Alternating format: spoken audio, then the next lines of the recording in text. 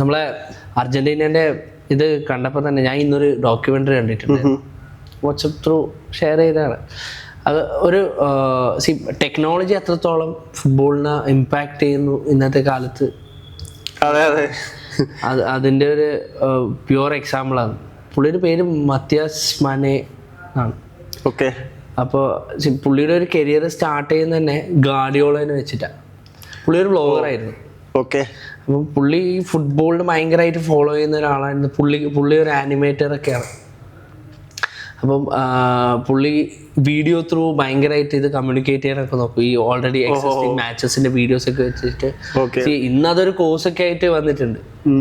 ഏത് data science പോലത്തെ ഒരു സംഭവമാണ്.